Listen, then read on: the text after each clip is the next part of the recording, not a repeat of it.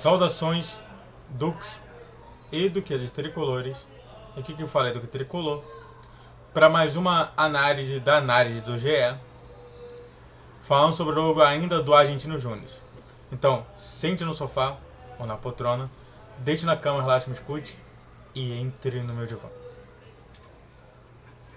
E bom, tá certinho?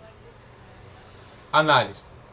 Ainda estável, Fluminense sai vivo do caldeirão argentino. Eu não sei assim, sabe, parece assim que se perdesse cairia, se ganhasse tinha uma grande possibilidade, se empatar sai vivo, sabe,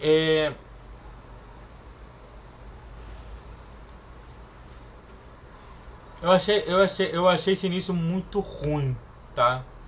Eu gosto muito. Eu às vezes falo muito bem do Thiago Lima, mas, pô, esse ele deu mal, né? Foi mal. Teve. Ele fez às 2h08 de 2023, às 7h32 e foi atualizado às 19 horas.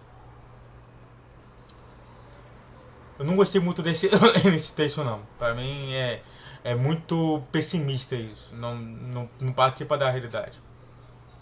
Fluxo de pressão do estádio acanhado no primeiro tempo, mas no segundo transforma a derrota que parecia iminente em um importante empate. Jejum longe do Maracanã baterá 3 meses. Vamos ver. Vamos pontuar aqui uma coisa nas vírgulas. Fluxo de pressão do estádio acanhado no primeiro tempo, no início, nos 20 minutos, depois simplesmente como se jogasse no Maracanã. Mas no segundo transforma a derrota que parecia iminente em um importante empate, muito por conta do Diego Barbosa. Sabe, uma coisa que eu achei interessante, né?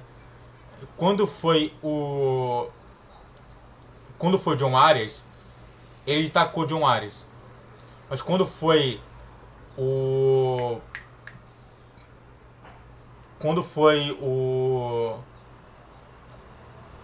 Diego Barbosa, nem se viu o nome dele aqui agora. E jejum de longe do Maracanã baterá 3 meses. Cara, isso aqui que tá problemático, cara. É isso aqui que tá dificultando o problema no Fluminense. A noite do Fluminense na terça-feira foi quase um plot twist, termo usado quando há uma mudança radical e inesperada de um enredo. Eu não sei porque o nego utiliza plot twist, porque existe uma palavra chamada revira volta. É porque a gente é muito triste, né, quando a gente tenta sempre utilizar o inglês para uma coisa que já existe, né, a reviravolta, né, que é mudança brusca de situação. Mas chama de plot twist porque é inglês. Entendeu? Então, eu vou falar em português. A noite do Fluminense na terça-feira foi quase uma reviravolta. Sentiu a pressão no estádio acanhado lotado, tomou um gol cedo, viu Fábio salvar outros 2 lances cara a cara e ainda ficou em desvantagem numérica após perder Marcelo expulso. Sim, eu gostei desses. Eu gostei. Pra quem não sabe, esse ponto e vírgula aqui é o seguinte: se a ação não é. Pra que serve o ponto e vírgula, né? Só pra gente falar aqui. O ponto e vírgula serve pra falar assim, ó. Aconteceu tal coisa. E aconteceu tal coisa. E aconteceu tal coisa. E aconteceu tal coisa. Se você for ver nas minhas thumbnails, eu utilizo ponto. Porque é um recurso literário que eu utilizo. Quando você utiliza um ponto e vírgula, já não passa de um recurso literário, passa de ser um recurso ortográfico. E o ponto e vírgula é justamente não ações não consecutivas daquela situação. Por exemplo, vamos dizer que eu estou no supermercado. Aí eu vou lá e pego arroz, feijão e carne. Tem que ser com vírgula. Porque foram ações seguidas.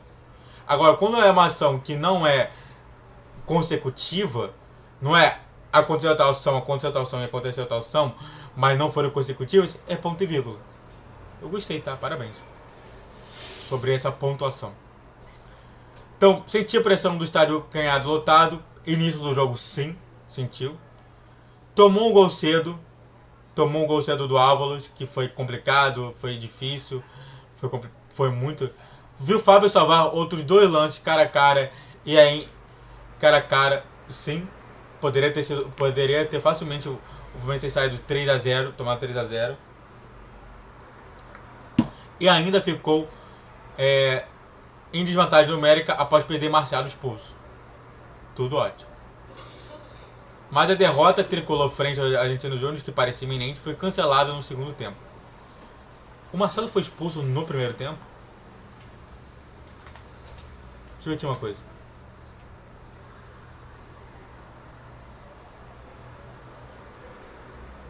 O Marcelo foi expulso no segundo tempo. Tá? Aqui então já tá errado, tá? Isso aqui já tá errado. Por quê? Porque se você faz depois disso aqui, dá um ponto e fala isso aqui, tá errado, tá errado. Tá. Essa parte aqui não ficou errada não.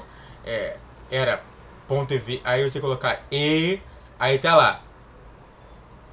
No segundo tempo, faltou aqui. É porque dá a entender que o Marcelo foi expulso no primeiro tempo, só que o Marcelo foi expulso no segundo tempo. Então tá errado, tá?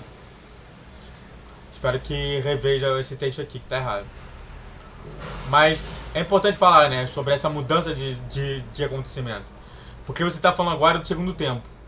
Mas esse aqui era no primeiro tempo? Muito estranho. É você entender sobre a cronologia, né, dos fatos. Mas vamos por partes. O time que entrou em campo no estádio Diego Armando Maradona era uma presa fácil para a garra dos argentinos. A defesa batia cabeça, enquanto o ataque caía na armadilha da linha alta para provocar impedimentos. Sim, a gente caiu logo no início por conta disso. O que a Argentino Júnior tentou fazer e não conseguiu foi tirar a bola do Fluminense, que ainda teve, eu ainda colocarei aqui, ainda, tá? Eu colocarei aqui, que ainda teve 56% no primeiro tempo e no segundo tempo. Porque você tá vendo que eles estão tentando dominar, mas o Fluminense continuou com mais posse de bola. Então aqui deveria ter o ainda, tá? Aqui, ó, entre o que e teve, deveria ter que ainda teve, para falar sobre uma adversidade, né? O ainda como adversidade. Mas fora isso, perfeito. Outro dado que mostra o quão ruins foram os primeiros 45 minutos do Fluminense é o número de finalizações. Apenas 2, sendo que a primeira demorou longos 29 minutos. Enquanto o Argentino Júnior criou todas as suas 3 chances claras no primeiro tempo. O gol de Ávalos, aos 12, o próprio centroavante cara a cara com o goleiro, aos 37, e a defesa em chute de Bitolo, aos 47. Ótimo, ótimo. Pontuando uma coisa essencial, que foi justamente esses baixos números, mas também eles também fizeram um pouco chute. Aqui você vai ver que finalizações teve 15, mas no primeiro tempo teve 4. Teve poucas finalizações do Argentino Júnior, não foi tantas assim não. O Fluminense só teve 2, passou para ter 6. Aqui teve 4, passou para ter 15, ou seja, chutou até mais no segundo tempo. Então a gente pode falar, os dois melhoraram no segundo tempo, mas o Fluminense melhorou muito mais. De dominado, o Fluminense virou dominador. Só para, antes de a gente continuar aqui, se inscreve no canal, faça o triplo C que é curte, comente, compartilhe. Rede social de inscrição desse vídeo. Por todos os dias 10, 12 e 20 horas. Pix na tela e vamos falar mais sobre esse jogo e sobre essa análise. De dominado, o Fluminense virou dominador na etapa final. Meio perdendo o Marcelo expulso com 10 minutos. Viu? Como que aqui tá falando sobre o segundo tempo e aqui tá falando sobre isso. Eu acho que... Eu não gostei desse início, tá? Eu não gostei desse início aqui. Esse início aqui foi muito fraco. Diogo Barbosa entrou muito bem no lugar de Ganso para recompor a defesa. Eu falei no jogo que, na minha concepção, esse jogo não era para Marcelo, esse jogo não era para Felipe Melo, esse jogo era para Diogo Barbosa e Marlon. Infelizmente o Diniz não sabe o futebol dos caras e fez besteira. Pra você ver, cara, o cara entrou muito bem, cara, e foi justamente o que eu pensava. Ele vai entrar muito bem ali.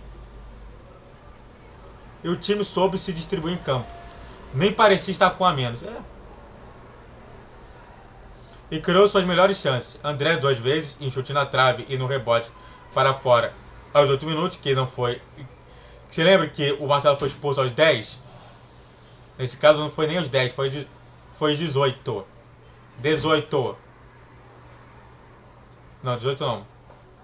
45, 5, 50, 13. Foi expulso aos 3 minutos, ou seja, foi antes. Ele chutou 2 vezes aos 8 minutos. Aí depois teve a expulsão do Marcelo. E aí melhorou o Fluminense muito. Keno acertou na trave aos 20. E o gol do Samuel Xavier aos 41. Quando o Nunes também estava com 10 atletas, com uma expulsão gigante do goleiro deles. E não tendo nenhuma substituição para fazer. E ainda tem um único porém do Fluminense. No segundo tempo, o goleiro Martin Ares foi expulso aos 30 minutos. E como o técnico Gabriel Milito não tinha mais substituições para fazer, colocou o meia Herádia no gol. Com o do acréscimo, o Tricolor teve 23 minutos para explorar isso, mas pouco aproveitou. Foram só 2 chutes na reta final. Até porque todo mundo está pensando em tentar defender o goleiro. Sabe, existe um futebol chamado futebol de guerra. Que é justamente esse, né? Você tenta continuar indo para frente, sempre protegendo atrás. Eu achei interessante, né, esse futebol de guerra que o Gabriel Milito fez.